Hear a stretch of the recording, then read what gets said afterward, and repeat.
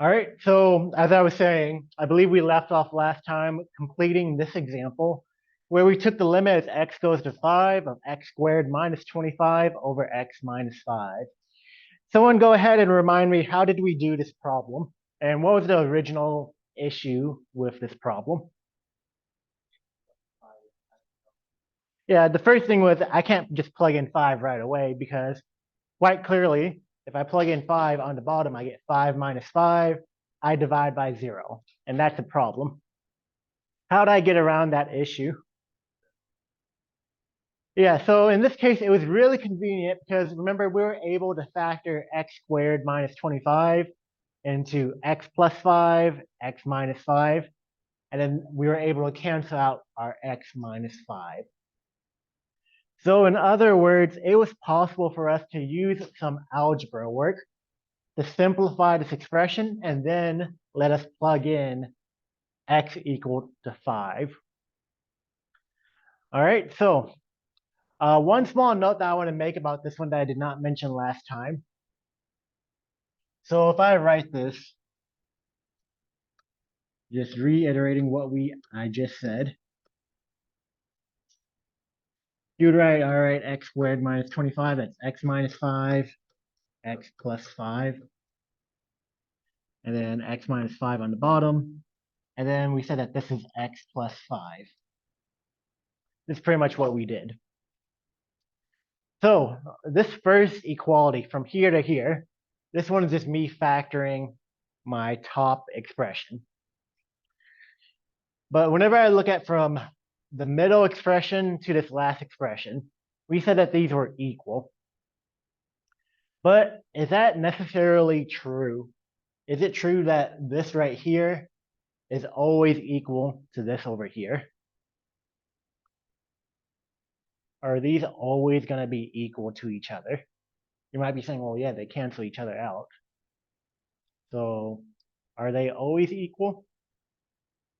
A yes or a no? Well, we can think about this. If I plug in 6, here I'll get 6 minus 5, 6 plus 5 over 6 minus 5. So that's 1, 1 times 11. So I'd get 11 here. If I plug 6 into here, I also get 11. That's nice. I'd expect something similar whenever I plug in 7, 8, 9, -4, stuff like that.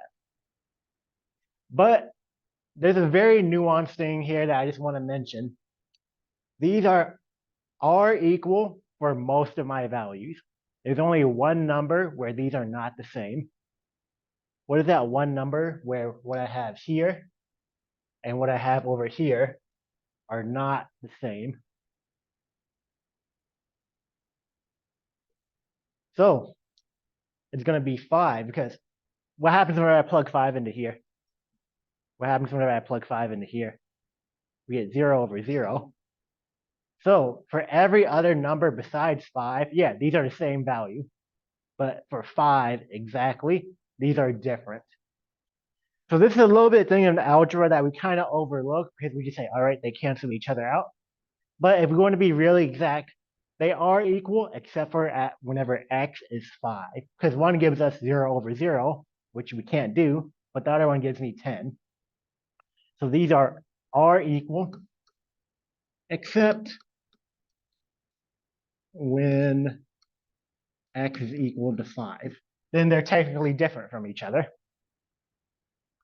So this is just a very small thing that a lot of people tend to forget.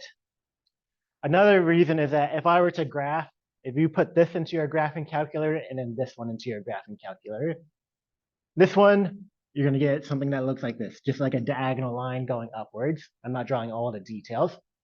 But this one over here, if you graph it, it actually looks like a diagonal line, but with a discontinuity in the middle whenever x is equal to 5. So again, these graphs are almost exactly the same, except at one point when x is 5. All right, so that was just a side comment that will come up every now and then. All right, so now that we can go back to evaluating our limits, let's go ahead and look at example 5. Evaluate these two following limits.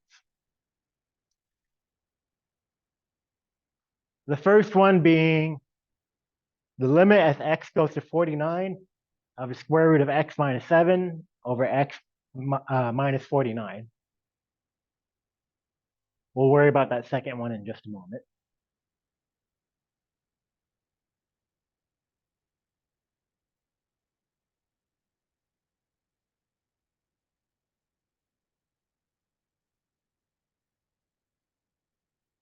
So if I was looking at part A, I always recommend for y'all, at least at this stage, can I just go ahead and plug in my x value? So looking at this, am I allowed to plug in this case, 49? No, because, well, I'm getting that same issue, right? I'm dividing by 0. So what I'm going to do is I'm going to see, is there any possible way for me to rewrite this in a way that gets rid of that 0 on the bottom? So let's see. There's two different ways that you might take this on. So I heard some suggestions. What were those again? Someone give me a suggestion. So, so we can try to square them, but we got to be careful because if I just square the whole thing, it gives me a different problem, right? If I just take a 2 and square it, it's no longer just a 2, it becomes a 4.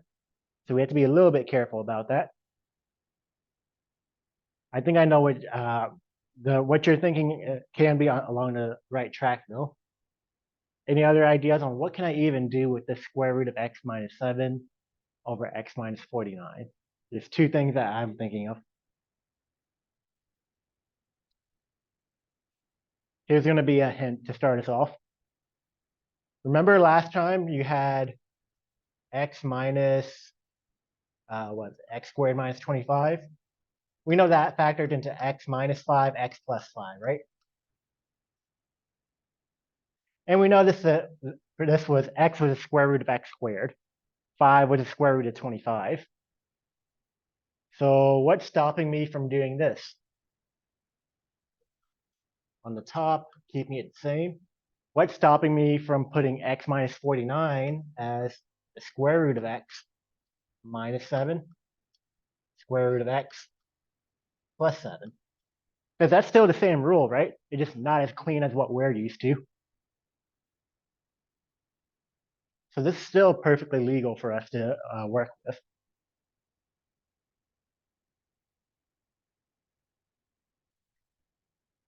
So if I do it this way, what can I do next from here?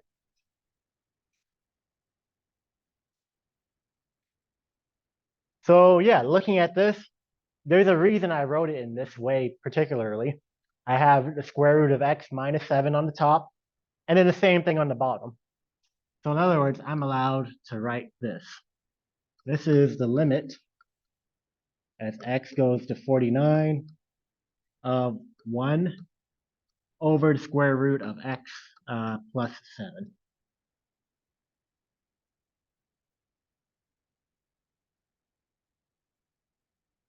So using algebra, I was able to rewrite this limit. All right, so does this solve my original problem where if I plugged it in, I got 0 over 0? Yeah, let's go ahead and check. After I did some simplification, let's see if I can plug in 49 again. So if I plug in 49 into here, 1 on top, it's a plain 1. I get the square root of 49 plus 7. Someone tell me what is this going to simplify into? Yeah, so square root of 49, we get 7. 7 plus 7, we get 14. Now, is that my final answer? Are you sure? Good. Yes. I wanted to see if you were confident in your answer. 1 over 14 is the solution. Again, if I get to a point where my answer is a quote unquote nice number, then we're done. I did not break any of my rules. I didn't divide by 0. I didn't take the square root of a negative number. I got a nice number. There is another way that we could have solved this problem. with a different algebra method, but I'm going to save it for part B. So before I move on to part B, any questions about part A? So we applied algebra to factor this and then simplify our expression. So what I've done here is an example where if you have a strong foundation in algebra, where it can be really helpful for the calculus work. All right, so now that we're done with part A, let's go ahead and look at part B. Let me go ahead and clear the screen. Fortunately, I thought ahead and have it here cleared up. Let's see if I can move this up a little. That's a little bit better. So this time I have the limit as h goes to 0. Remember here I'm just using h instead of x. The letters are interchangeable, not a big deal for us. The limit as h goes to 0 of the square root of 36 plus h close to square root minus 6 all over h. So I think here it's going to be a little bit obvious that I can't plug in 0, because if I plug in 0 on the bottom, I get 0 at the bottom. So that's an issue for us. But how can I even clean this up? This doesn't look like something I can factor, because on the bottom, it's already pretty clean. Cross multiply, what are we going to cross multiply though?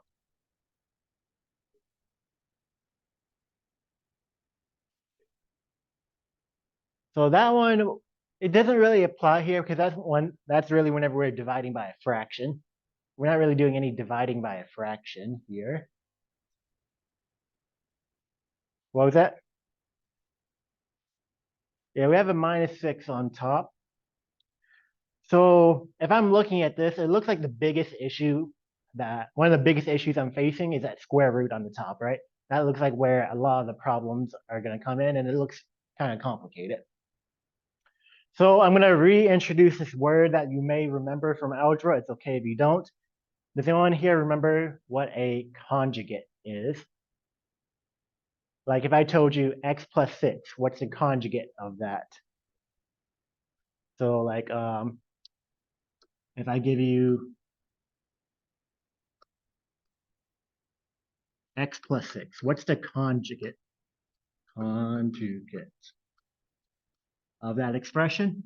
Well, if you remember from algebra, this is the exact same expression, but with a minus in the middle. This is the conjugate. They're conjugates of each other. The reason why this is really interesting is what happens if I multiply these two together? Oops. What happens if I multiply x plus 6 and x minus 6? We get x squared minus 36. You can try foiling it, multiplying it out.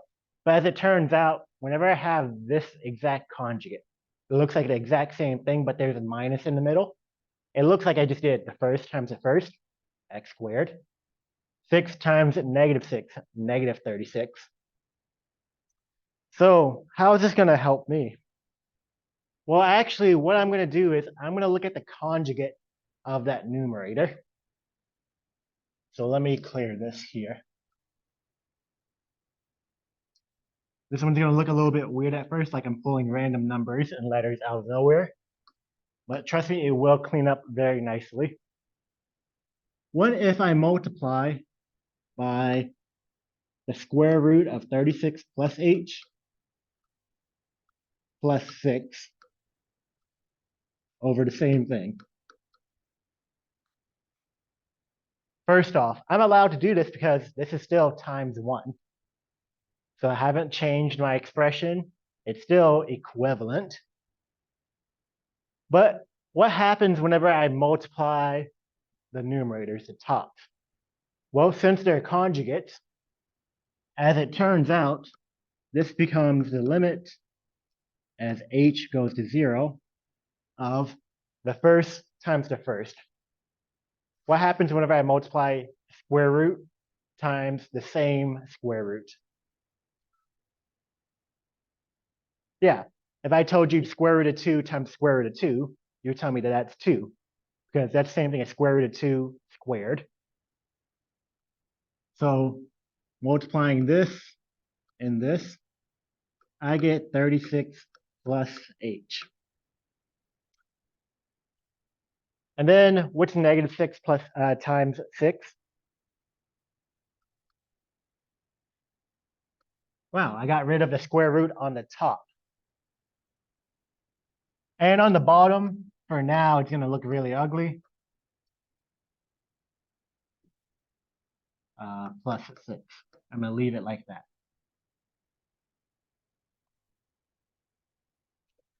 All right, so looking at this, it looks like I just made things worse somehow. But what can I do to clean this up? What's the first thing y'all are probably noticing, particularly in the numerator, the top?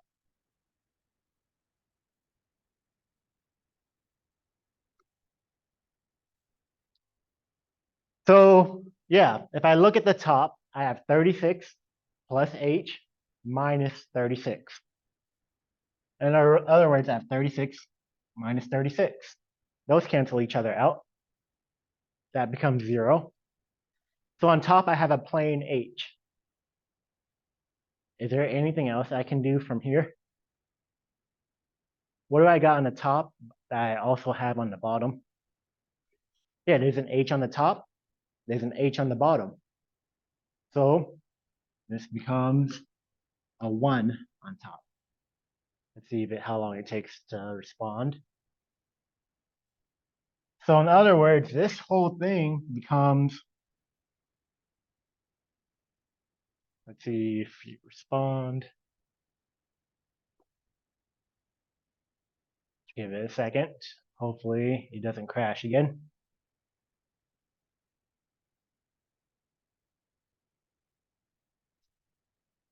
Let's go to the whiteboard until that responds. It's back. And then, all right, so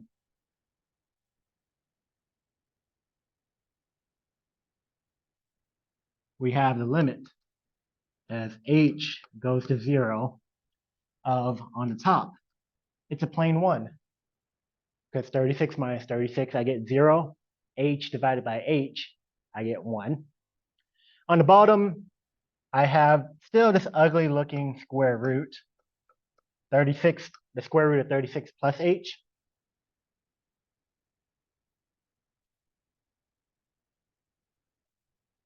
As I was saying, the square root of 36 plus h.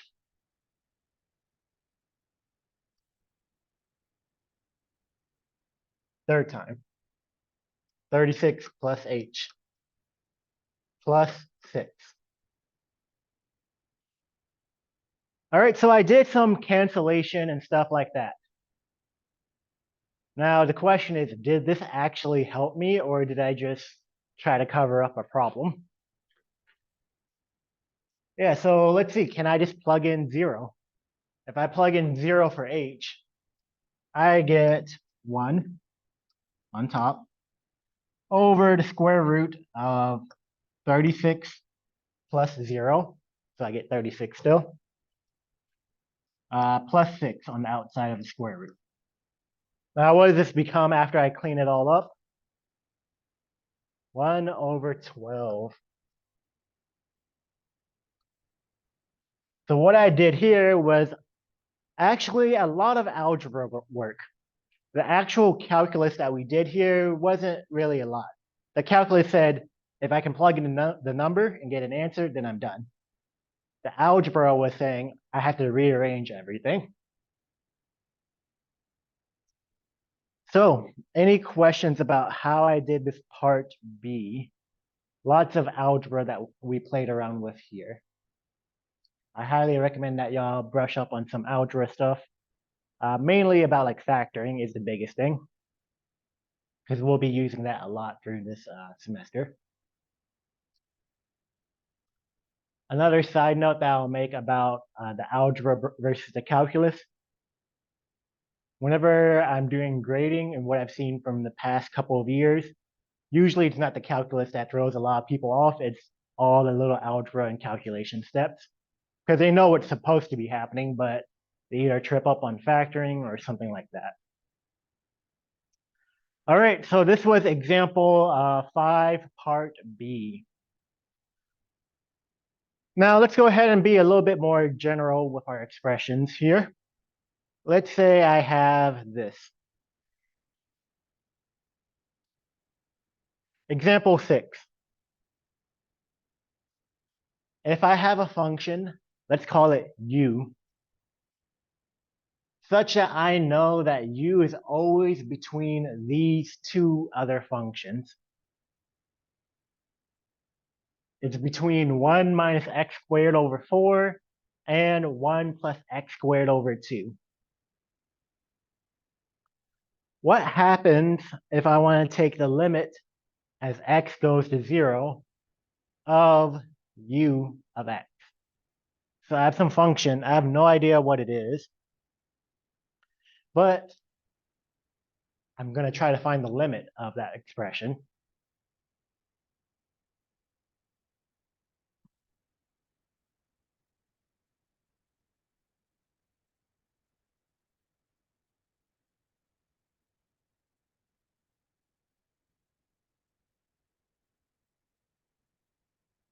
So I'll give you all a moment to copy this down, and then we can start talking about it. We're going to be introduced to, this is going to lead into a really nice theorem that we can discuss later. So one of the questions here is, how am I supposed to find the limit of a function if I don't even know what that function is? All I have is that it's in between these other two.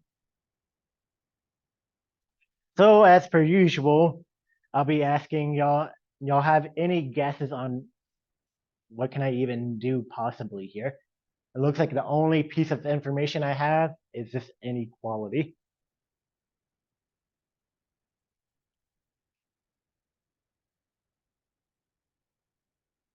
So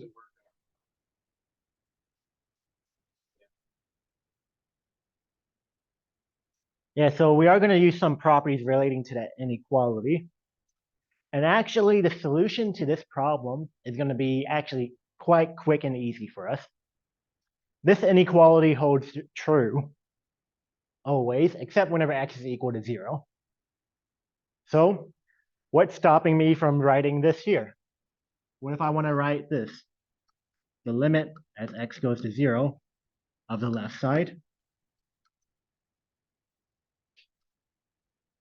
This should be smaller than, smaller than the limit as x goes to 0 of u of x, which is less than or equal than the limit as x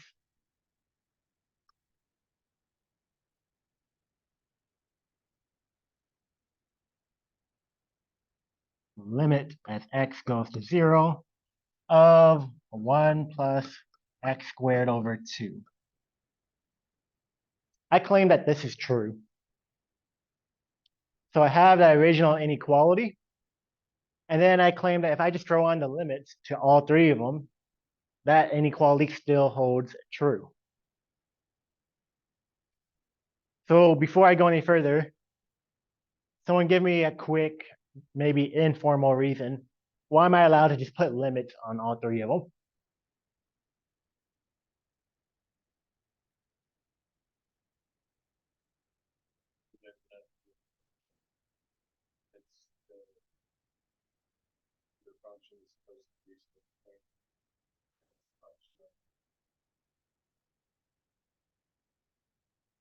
So that's still true, but I have a little bit of a simpler explanation that we can also do as well.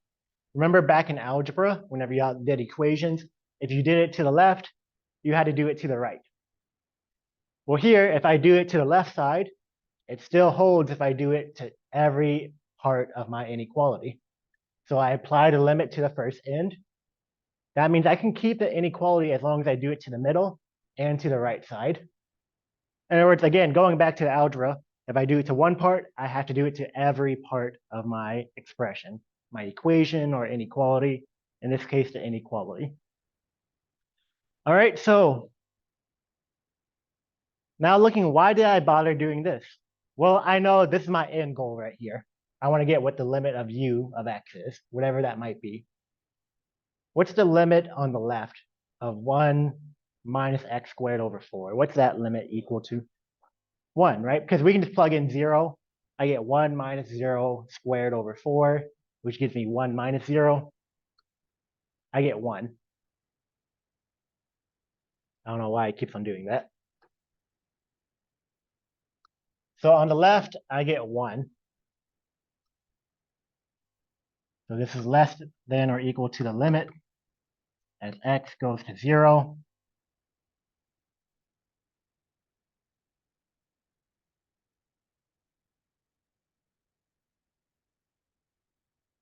The limit as x goes to 0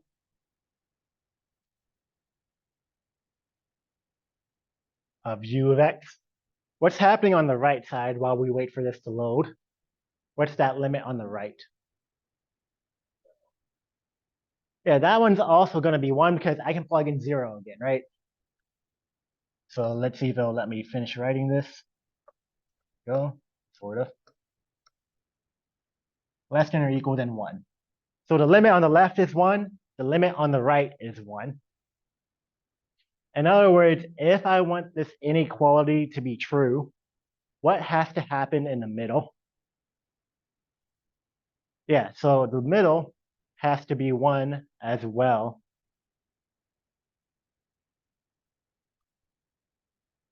That's a bit annoying.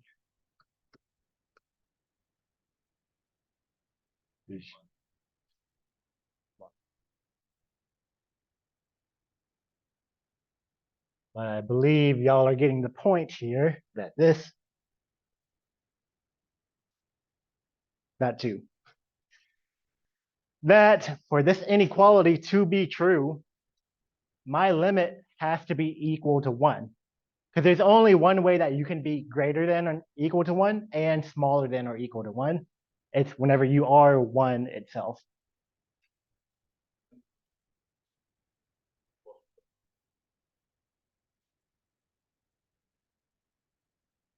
I'm sorry, I couldn't hear you.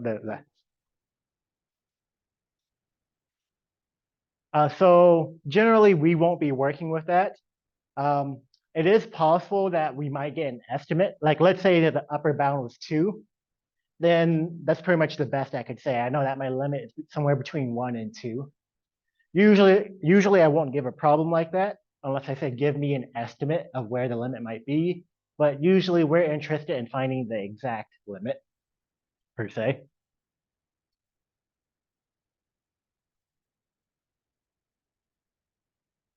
So since it won't let me write on this and it keeps on changing slides, y'all can see that the limit is equal to 1. Any questions about this while I do my 5th attempt to write a 1? All right. So what we've done here is actually, I know that my function was between 2 different functions. Their individual limits was 1. So what actually happens is that it looks like I actually squeezed my answer in between 2 constants. And if this slide was working, I would be able to show you the graph of what this actually looks like. So what I've done here is actually an application of a big theorem, what I will call the squeeze theorem.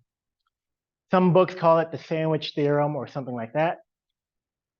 So the squeeze theorem says if I have an inequality like what I have here, I have a function in the middle, and it's between 2 other functions. Here I'm being very broad by just saying G, F, and H. So if I have this scenario, and I know that the limit of the left and the right side are the same number. That means my middle limit has to be that same number as well. So in other words, if I have this inequality and then I take the limit of all three sides, and the right and left side give me L, just like how before he gave us 1, that means I know the middle number has to be the same.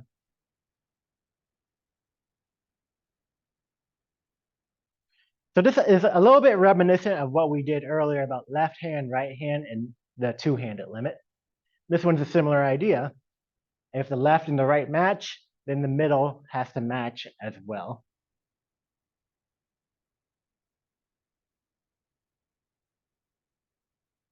So we have the squeeze theorem.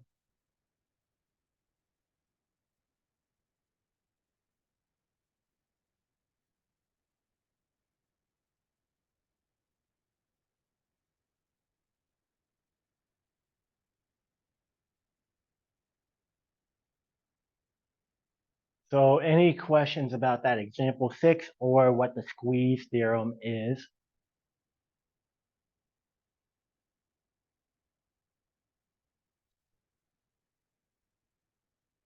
If I were to illustrate this as a graph, for example, if I have, let's call h of x, let's call put this in red, h of x. This is some function, whatever it might be.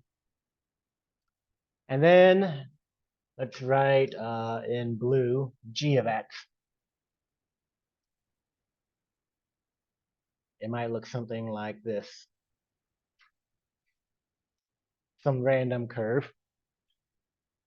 So what this theorem is saying is that f is always in between these two functions. So in other words, if I were to draw a g, it might look something weird like this, where this is f of x. So in other words, g is always in between these two functions on the top and the bottom. So if I take the limit right here of h and the limit of g, and they're both the same number, that means the only way for any of these expressions to make sense is if the limit of f is also at the same point, wherever it may be. And this is a little bit where it gets a name from. We're squeezing f in between these two functions that are almost essentially touching each other.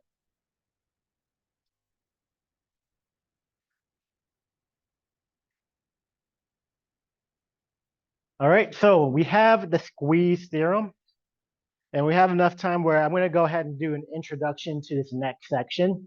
We're not going to go into the concept, but I'm going to show y'all some notation that's going to be helpful for us.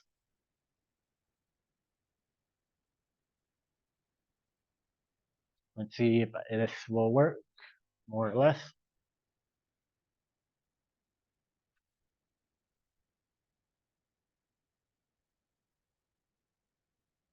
Go. Let's see if this is what I want to cover, if I just want to talk about the symbols and stuff.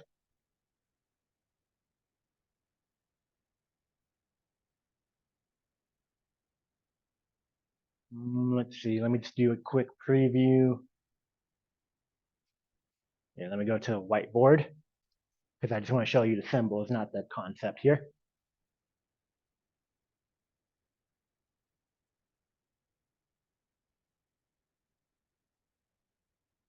Yeah. Usually I would be able to just hook up my laptop to it and then write on it directly, but some reason it's doing its own thing. All right, so what I'm going to be doing for the rest of today is let's go ahead and introduce some mathematical notation. So a lot of times mathematicians are lazy and we want to use shorthand notation. So let's introduce some shorthand and some symbols here and there. So let me use a thicker line. The first symbol I will show y'all that's relevant for us. It looks like an upside down A. So mathematicians use this as shorthand for saying for all.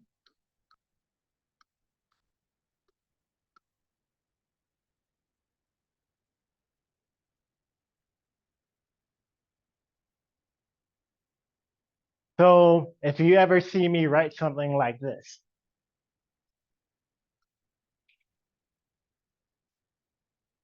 what does that read as? Yeah, for all x, or for all x values, whatever, however we want to say it. So that's how I would read this. The next major symbol that every math person would need to know, it looks a little bit weird, but it looks like a backwards E. This stands for there exist, or exist, plural, with an S.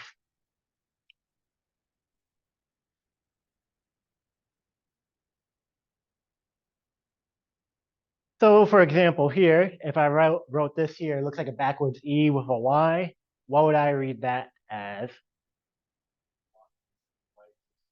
Yeah, so there exists a Y, or there exists a Y value.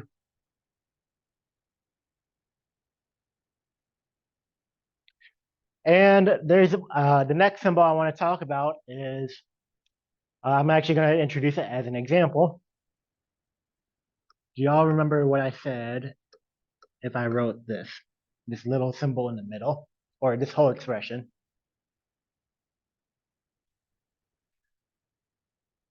So I know that the R stands for real numbers. So Y blank real number. Yeah, so whenever I write something like this, Y is a real number. In this case, Y is a real number. The EL, what EL? Oh, so this is one symbol, and then this is another symbol. This one is, without going too far, is.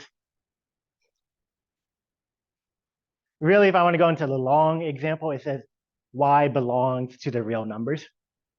If I want to use a very formal notation, wording.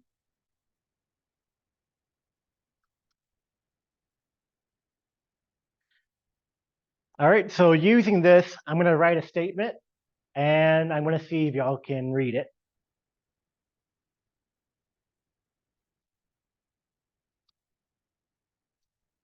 Anyone here familiar with lowercase Greek letters? What they might look like? I'll tell you what they are for whenever they show up here, because there's two lowercase Greek letters I'm going to show you. All right, so let's go here. Oh.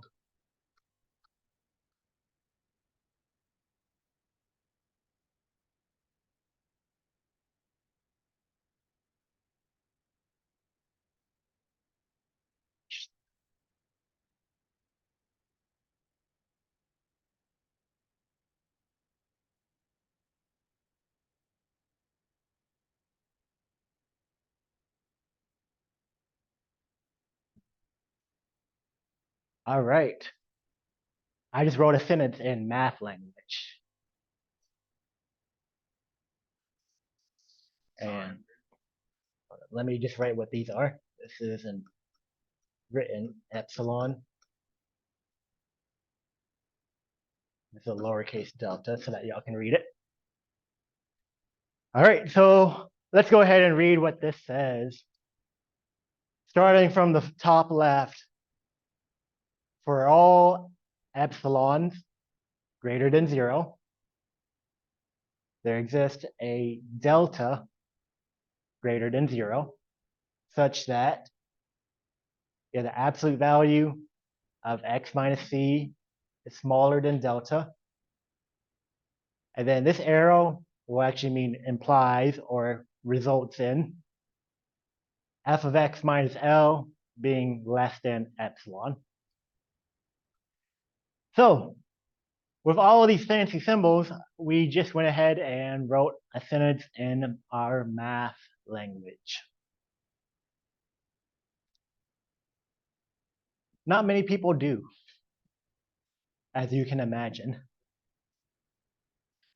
So epsilon and delta, these are just variables, just like x, y, stuff like that. Yeah, it's going to be a little bit, in a sense, a placeholder. Yes, a fancier, more formal placeholder, if you want to call it that.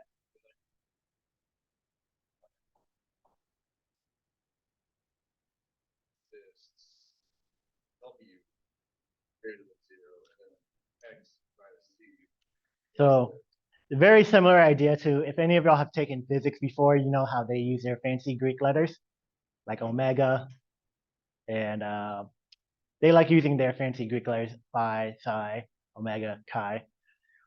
Same thing happens in math, especially whenever you start going in, if you go into the really high upper levels.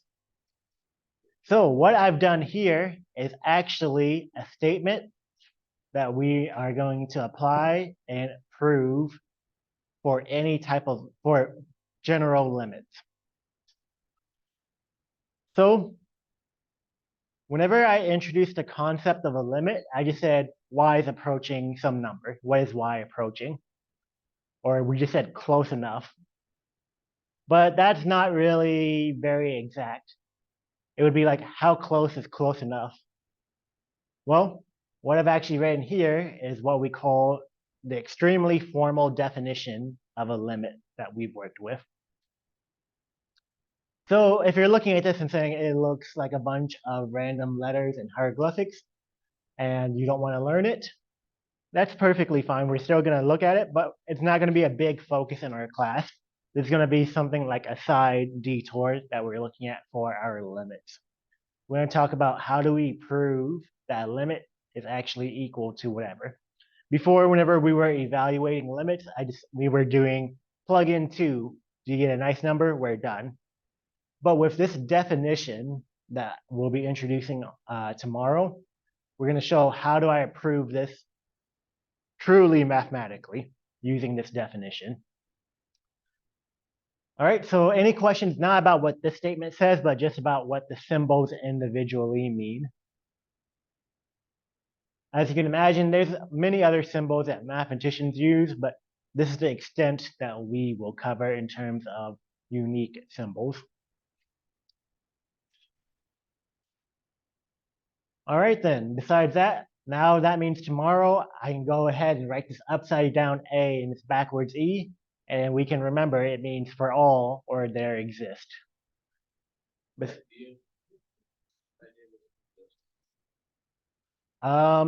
If you go far back enough, I believe it was a guy, I think it was called, his name was Lebesgue. If you go back a couple centuries. Symbols that I use for stuff like this, probably nothing that y'all will really cover that much often, especially if you're more in the engineering field, because what I have here is more on the theoretical math side. For engineering, you'll be working more with the limits that we just did. And it looks like whoever taught in the classroom before me, these symbols that you see on the board, that's what actually we will be touching at the very end of the semester, because that's starting to get into Calc 2. All right, besides that, that is all for today. I'll see y'all, I believe, tomorrow, same time. Also, my office is now, I finally got the keys to my office. So office hours will be posted on the syllabus and everything like that. Hopefully sometime today or tomorrow. Same thing for Blackboard, website, and all the stuff that was supposed to be ready on the first day. This week, there's not going to be any homework because it's already Wednesday and I'm not going to assign a homework and make it due like on a Friday within 2 days.